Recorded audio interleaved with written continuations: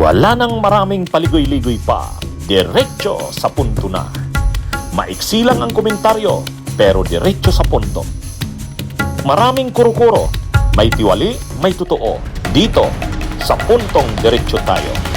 Punto, diretso. Ito Yussi Claire Castro, alam ko minsan nakita ko nag-comment si Yussi Claire Castro sa live ko.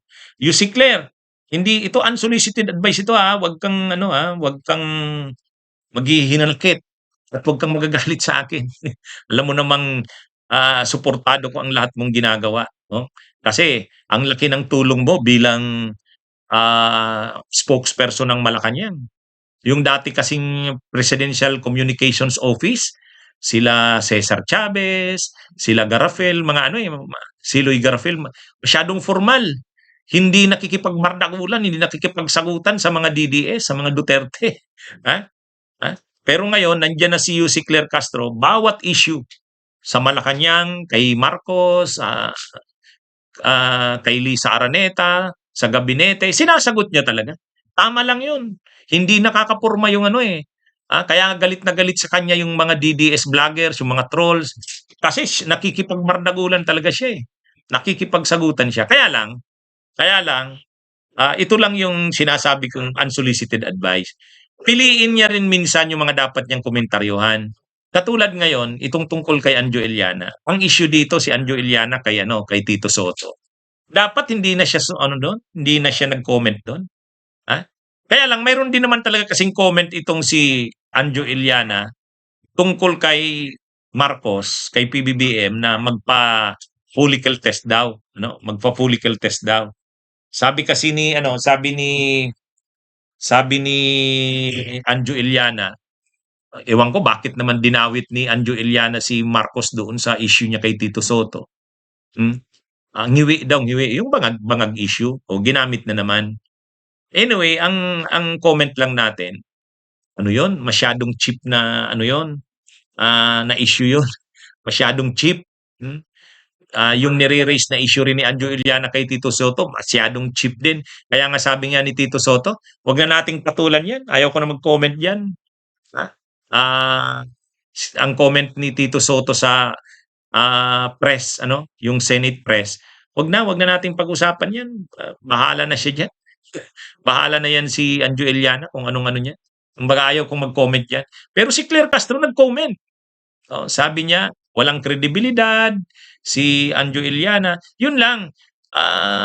Kung si Senate President Soto hindi na nga nag-comment kay Anjo Iliana, kasi cheap eh. Siya bilang spokesperson ng Malacanang, hindi na siya dapat nag-comment doon.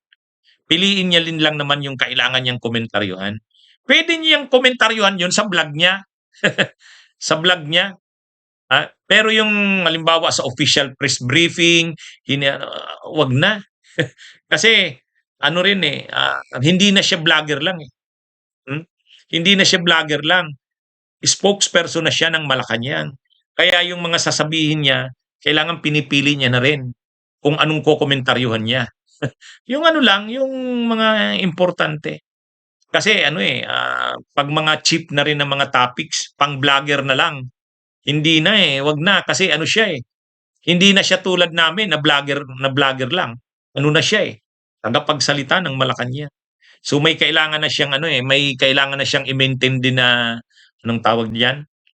Yung na wag naman masyadong bumaba sa masyadong cheap na na mga issue o concerns, wag piliin niya rin. Piliin niya rin. Ako yun lang yung naano ko. Pero overall wag kang Yussi Claire Castro Magaling ang Kaya nga ako ayaw ko ring pumunta ka sa DOJ.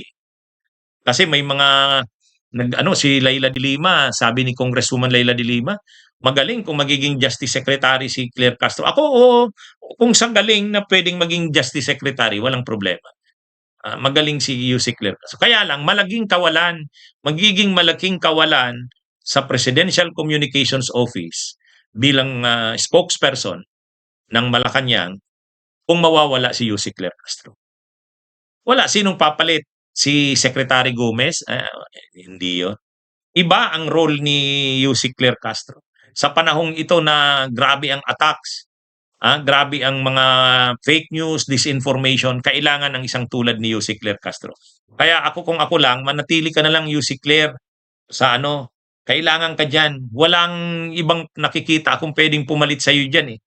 'Pag umalis ka diyan, wala nang makikipagbardagulan.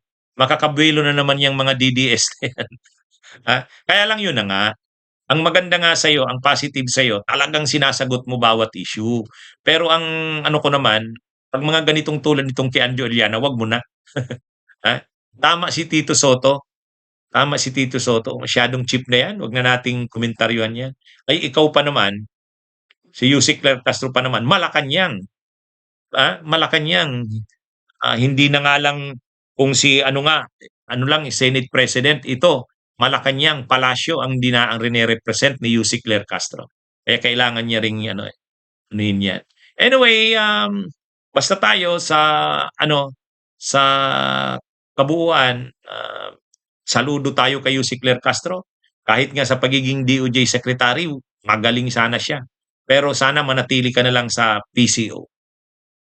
Mahihirapan kung aalis ka diyan. Pero itong ano ko, suggestion ko tungkol dito kay Anjo Iliana at sa iba pang mga katulad, sana i-consider mo rin. Okay, at ako rin natutuwa rin ako kay Yusek Claire Castro, minsan nakita ko siya, nag-explain siya yung ano, yung sabi ko, "Wag mo nang ipagtanggol si Romualdez." Kasi ano, masyadong sensitibo yung issue na yan kay Romualdez. Hayaan mo na si Romualdez magtanggol, mayroon siyang sariling spokesperson. May si Ace Barbers, 'di ba? Dati nung speaker pa si ano. Tsaka maraming ano yan, maraming staff, maraming may sariling network yan sa media si Romualdez, kayang sagutin. Pero inexplain naman noon ni Yusek Claire Castro, sabi niya hindi niya naman daw pinagtatanggol noon. Hindi naman pinagtatanggol si Martin Romualdez. Pinaliwanag niya yon na doon sa nag-guest siya sa Casillas, i-clarify niya yon na hindi naman gano'n.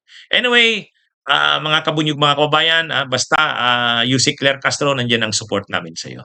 Magandang araw sa inyong lahat, mabuhay tayo.